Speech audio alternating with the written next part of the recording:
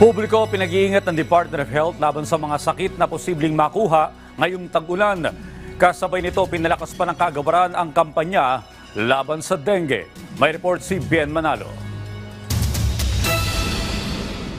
Mahigpit ang bili ni Nanay Jane sa kanyang mga anak tungkol sa pagpapanatili ng kalinisan. Ngayong naglipanan na naman ang mga sakit ngayong tag-ulan.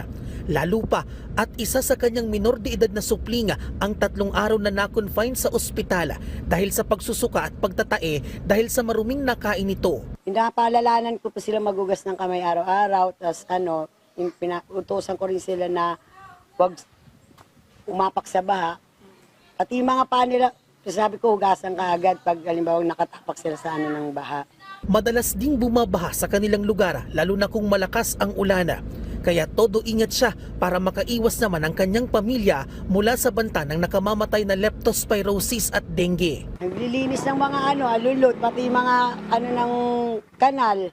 Kasi pag naka-stack talaga yung tubig, doon nagbaba yung lamok, tapos nagkakaroon ng kitkiti. Mahigpit pa rin ang paalala ng Department of Health sa publiko mula sa banta ng mga sakit ngayong tag-ulan. Kabilang narito ang wild diseases o waterborne diseases, influenza-like illnesses, leptospirosis at dengue. Dahil dito, hinihikayat din ng DOH ang publiko na panatilihin ang kalinisan at ugaliing maghugas ng kamay. Ang paghugas ng kamay ay mabisang sandata laban sa mga sakit na nakakahawa.